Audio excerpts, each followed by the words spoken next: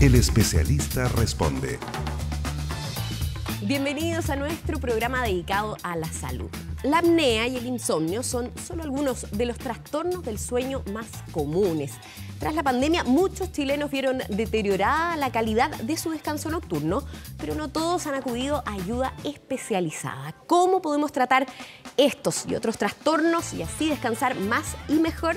Lo conversaremos junto al doctor Álvaro Vidal, neurólogo de Clínica Somno. Doctor, muchísimas gracias por venir a nuestro programa a aclarar este tema que muchos lo comentamos, lo conversamos entre nuestra familia, nuestros amigos, pero no todos nos hacemos cargo, ¿no? Sí, bueno, muchas gracias por la invitación, Pascal. Y efectivamente, es un tema muy frecuente, muy actual.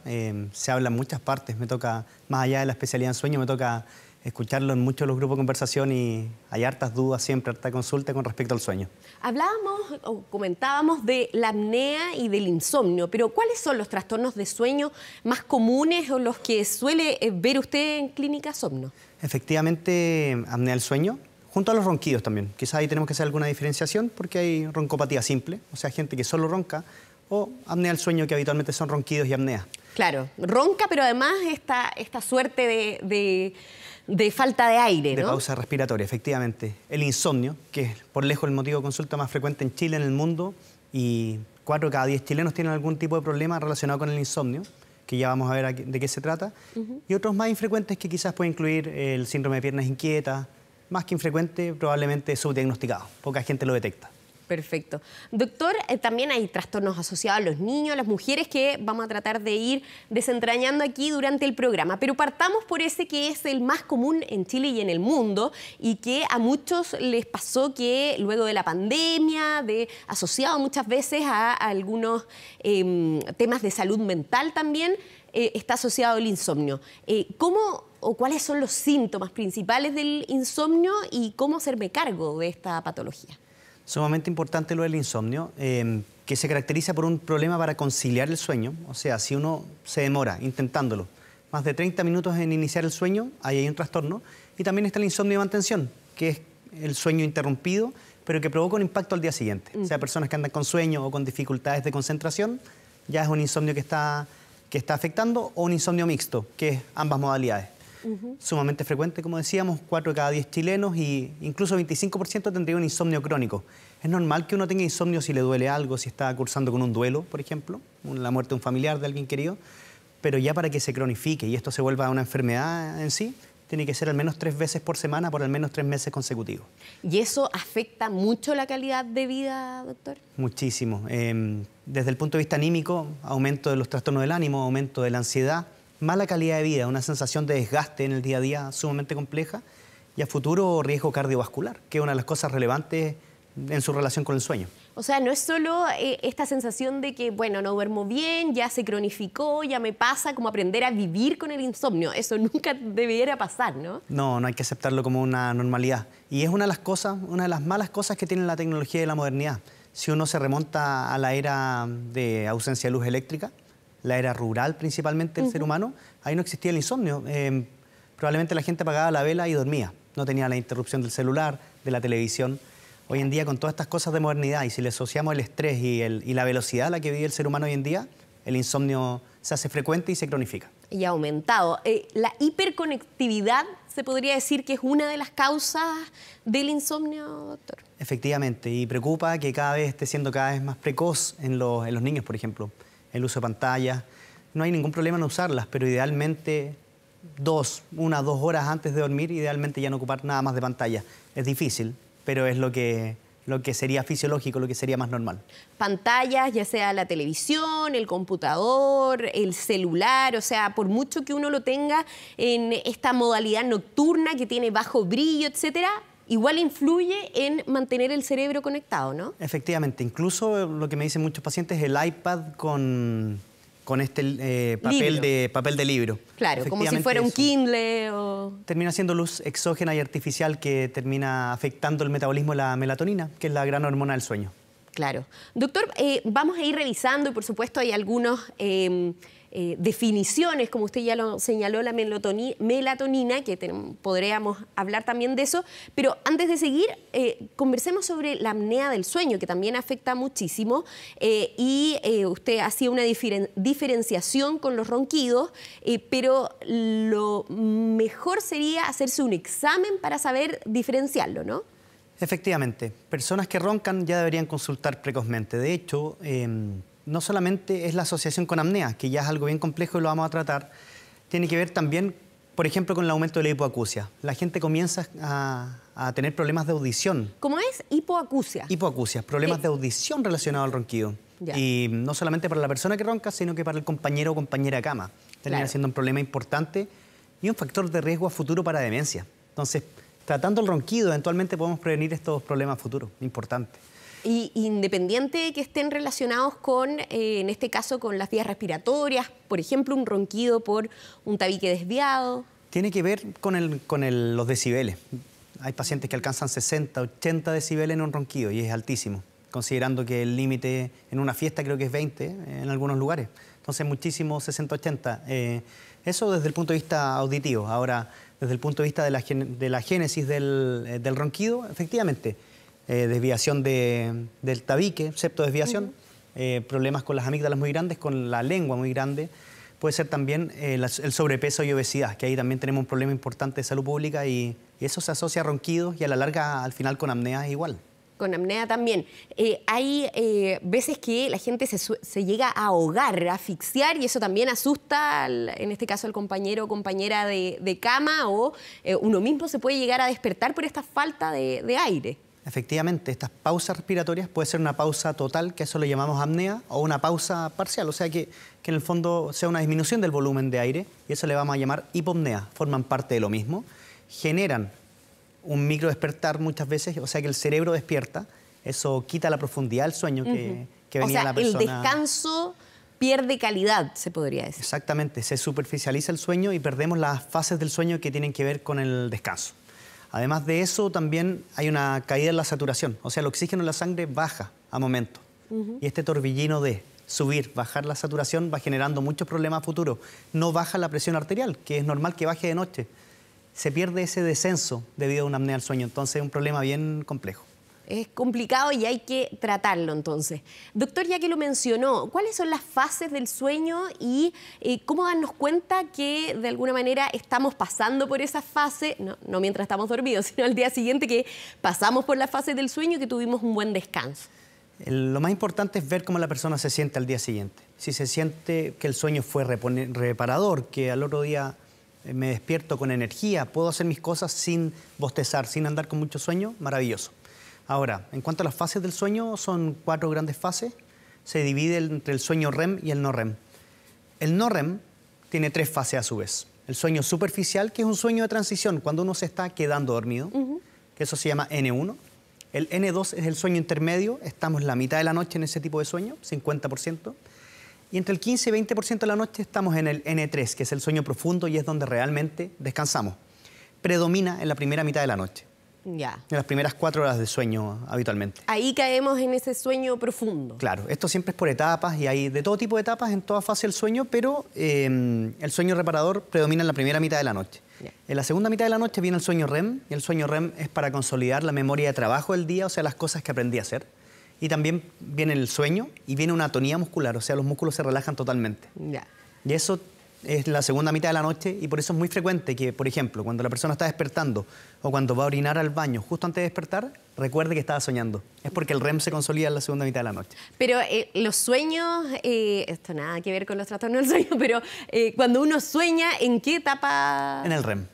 Ahí se provoca en el REM. Pero en el N1, N2 o N3.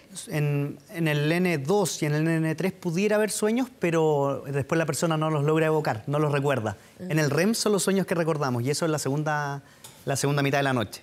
Por eso es tan malo cuando los estudiantes pasan de largo para ir a rendir sus pruebas. Claro. Esto a la larga no va a generar mayor conocimiento porque no van a lograr consolidar esa memoria si duermen menos de 4 horas.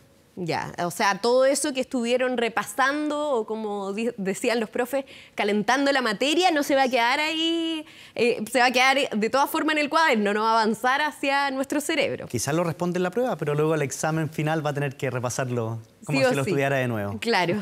Doctor, usted mencionaba la melatonina, que es una de las recomendaciones de cuando hay personas que les cuesta conciliar el sueño. Explíquenos cómo funciona la melatonina. Esto es se secreta naturalmente, pero hay también ayuda para tomar estas pastillas de melatonina para poder ayudar a conciliar el sueño. ¿Por qué pasa que requiramos tomarlo de manera no natural, digamos? Es muy interesante el tema de la melatonina. Funciona en base a un eje o a un sistema que parte en el ojo, en la retina, llega hasta el hipotálamo, que es un lugar dentro del cerebro. Entonces, con luz, la melatonina no se libera, y con oscuridad, la melatonina sí se libera. Eso es básicamente cómo funciona el sistema. Lo normal es que comencemos a secretar melatonina a eso de las 20, 21 horas cada día. Y la gente toma melatonina... Ahora quizás antes, ahora que está oscureciendo más temprano.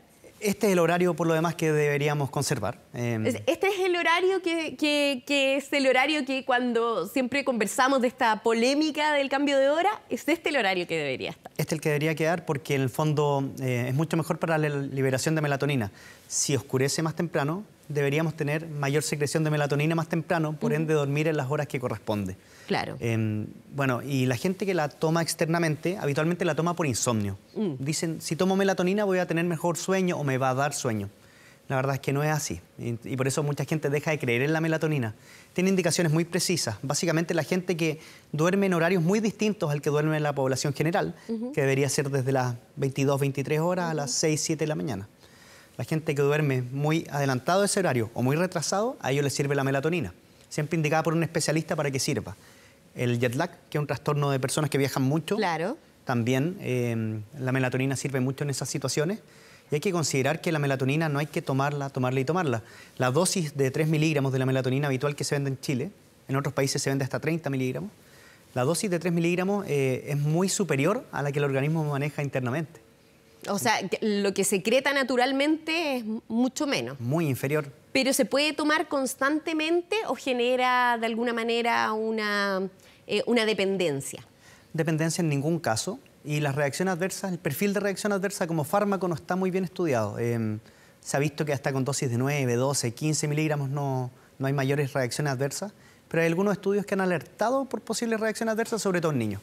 Sí, eso le iba a preguntar, doctor, porque he estado leyendo para prepararnos para el programa y hay alguna información de prensa de que alertan de un uso abusivo de la melatonina en niños. ¿Esto qué podría provocar y por qué en niños? Si ellos también naturalmente deberían secretar esta hormona y finalmente manteniendo buenos hábitos de sueño, conseguir y conciliar el sueño.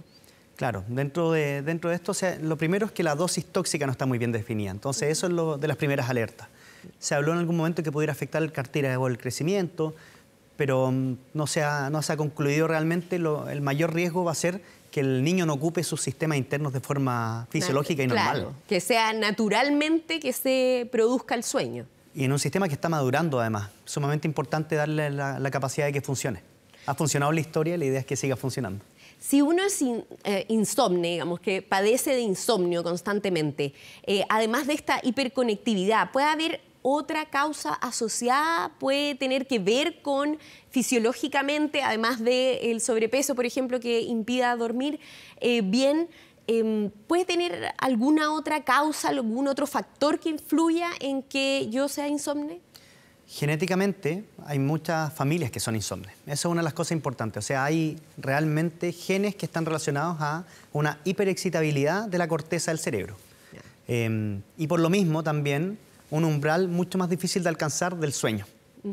Esa es una de las cosas. Y lo otro, hay muchos factores asociados. Ya hablamos de la luz, pero está el dolor, está el síndrome de piernas inquietas que en algún momento se va a comentar. Incluso la apnea del sueño.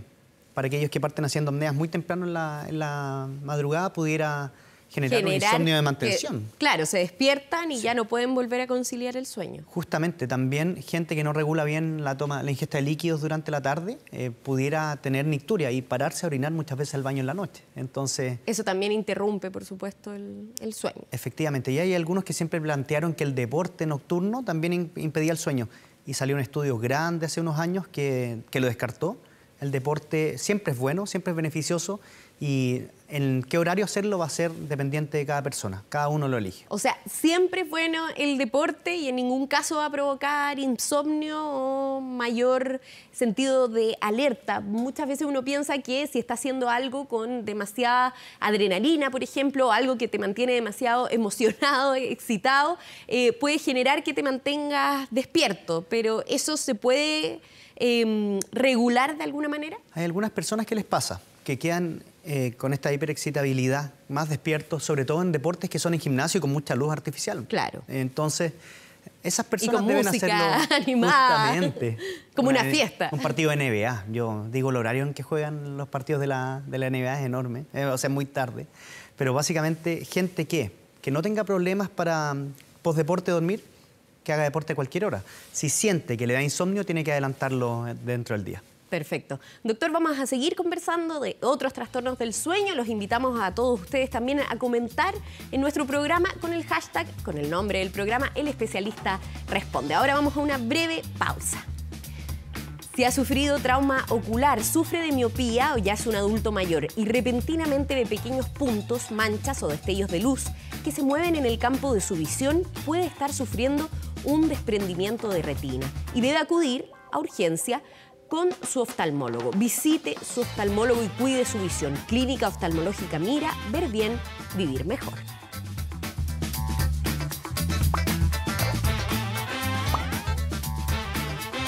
El especialista responde.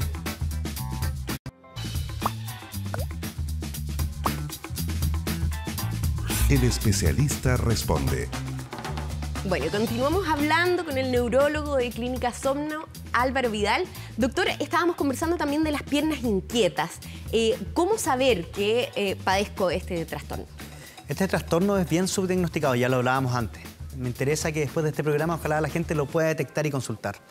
Son 4 síntomas y esos síntomas consideran los criterios diagnósticos. Lo primero es que durante la tarde o la noche, en reposo, puede ser sentado o acostado, pero con las piernas sin movimiento. Comienza una sensación irresistible por mover las piernas. No es un dolor, es como una incomodidad. No es un cosquilleo ni nada, es una incomodidad. No debería ser cosquilleo, no debería ser hormigueo tampoco, ni dolor. Debería ser incomodidad. No. Que comienza en las piernas. Algunas personas también lo relatan en los brazos. Y en España se ha estudiado incluso lo de los brazos inquietos.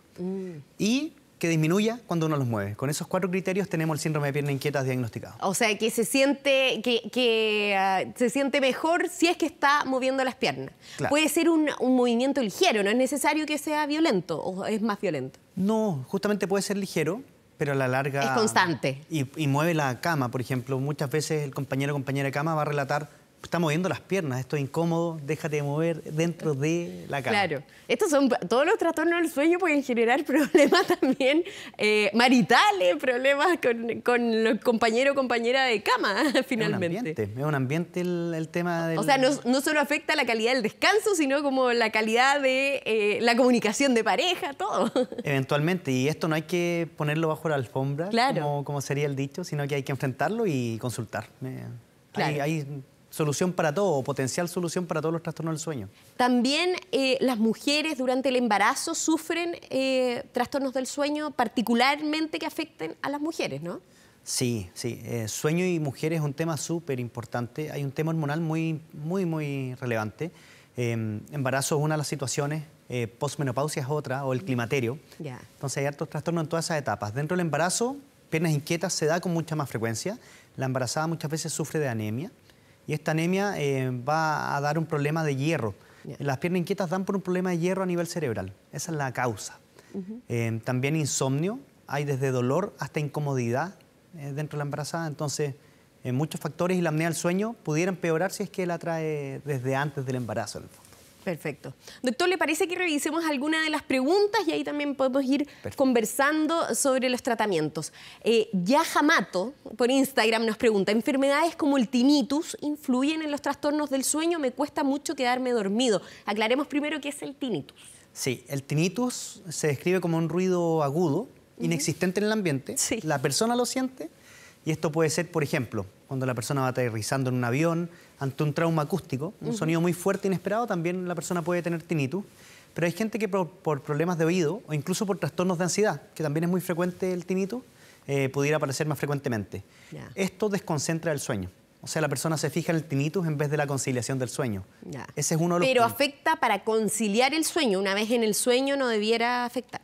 Dentro del sueño no. Si la persona ya logró conciliar no debería afectar, pero se ha visto que el tinnitus, que pasa a ser interpretado en algunas regiones del cerebro que coexisten con los sistemas de sueño. Entonces pudiera haber una relación más estrecha que solamente la dificultad de conciliación por lo molesto del ruido. Perfecto. Entonces le recomendamos ir a un especialista porque puede tener que ver con, si es que padece tinnitus, con esta problema o dificultad para conciliar el sueño. Claro, idealmente otorrino primero para descartar una patología de esa área y si no, podemos ayudarlo desde medicina del sueño sin duda. Perfecto. Pasemos a alguna otra de las preguntas que nos hacen llegar a través de nuestro hashtag. Cherry Reels. Me cuesta ahí la segunda parte. Para las personas que sufren trastornos del sueño, ¿es recomendable utilizar pastillas como clonazepam? Ahí la pregunta sería, ¿qué trastorno del sueño? Me imagino que se refiere al insomnio y lo vamos a manejar por ahí. El clonazepam es de los menos recomendados, de los más usados, pero de los menos recomendados. Ya. Es una pastilla que modifica bastante las etapas del sueño que comentamos antes. Es un medicamento adictivo. Claro, se genera mucha dependencia de alguna manera. Exactamente, provoca un efecto, sobre todo en las primeras tomas, un efecto de resaca al día siguiente. O sea, la persona somnolencia durante muchas horas de la mañana y puede provocar caídas eventualmente también. Entonces, por eso es desaconsejable si fuera el concepto. O sea, si es que tiene dificultades del sueño, primero acudir a un especialista para algún diagnóstico de qué lo está causando y evitar de todas maneras el clonazepam, que está más asociado a algunos trastornos o algunos problemas de salud mental también. Justamente, sí. Es un medicamento adictivo, hay medicamentos más seguros que modifican menos las etapas del sueño y, bueno, toda la parte farmacológica después de intentar lo no farmacológico, que es potenciar las medidas de higiene del sueño. Claro, o sea, desconectarse, mejorar el tema del exceso de luz en una habitación, por ejemplo, ¿pueden mejorar? Temperatura. Muchas personas no duermen porque su compañero o compañera de cama ronca muy fuerte y muchas veces el problema es secundario al problema de sueño inicial de la pareja. Entonces, tratando quizás ese ronquido, esa roncopatía, pudiéramos ni siquiera necesitar medicamentos para dormir. Entonces, tiene que ver mucho con ambiente y concentrarse a escuchar al paciente, si eso es muy relevante. Ya que lo menciona, doctor, la temperatura es esencial, porque a veces dormimos demasiado abrigados o muy desabrigados, y eso, por ejemplo, nos puede, si es que estamos dormidos, baja la temperatura, y si estamos muy desabrigados, nos despertamos, por ejemplo. Exactamente. Mucho insomnio debido a altas temperaturas en verano, se ve. Y también hay que tomar en cuenta que muchas veces las parejas no les gusta la misma temperatura. Eso también pudiera generar algún tipo de problema. Conversable, discutible, pero hay que llegar a un término medio. Mejorar la comunicación ayuda también para los trastornos del sueño. A ver si alcanzamos a revisar la última pregunta. Valeria Bull nos dice, ¿es un trastorno del sueño no tener problemas para dormirse, pero despertar de madrugada y no poder volver a conciliarlo? Es un insomnio. Es un insomnio, pero de mantención. De mantención. Y tiene muchas causas. Una de ellas es, por ejemplo, la apnea del sueño, que ya la comentamos. Tantos microdespertares provocan un despertar grande en muchas ocasiones. Y lo otro es lo que se llama movimientos periódicos de las extremidades durante el sueño, que son las piernas inquietas, pero con la persona ya dormida. No se da cuenta que mueve las piernas. Pero tantos estos movimientos pudieran desencadenar un insomnio. Generar que se despierte y luego le cuesta mucho conciliar el sueño. Doctor, ya se nos acaba el tiempo. Un par de tips para mejorar nuestra higiene del sueño. Ahí lo vamos a dejar con números. A mí me gustan mucho estas técnicas que han aparecido en algunos, no tengo redes sociales, pero en Instagram se ha visto y me han preguntado la prensa. Una es el 10-3-2-1, con números. 10 horas antes de dormir, evitar la cafeína. Esto involucra té, bebidas tipo, no quiero decir la marca. Bebidas cola. Bebidas cola, café, té, Hay varios productos descafeinados y se debe optar por ellos pasado el mediodía. O sea, hay que pensar los 10 horas antes de dormir en realidad. 10 horas. El mate también involucrado dentro de esto. 3 horas antes de dormir, evitar comidas muy abundantes y el consumo de alcohol. 2 horas antes de dormir, idealmente nada más de trabajo. Y 1 hora antes de dormir, no más pantalla. 10, 3, 2, 1. Lo inventaron en una universidad inglesa. Y es bastante, en el fondo engloba las medidas de higiene del sueño. Para generar estos cambios y poder mejorar nuestro descanso. Doctor, le agradezco muchísimo haber participado. Los invitamos también a todos ustedes a buscar más información sobre los trastornos del sueño en nuestro portal 24horas.cl y recuerde que puede revisar este o cualquier otro capítulo del Especialista Responde en la sección Programas. Muchas gracias, doctor. Gracias a ustedes, Pascal, un gusto. Estuvimos entonces con el doctor Álvaro Vidal de Clínica Somno, así que se pueden seguir informando sobre este tema en nuestro portal. Gracias por su sintonía y los invitamos a seguir informándose a través de Canal 24 Horas. Chao.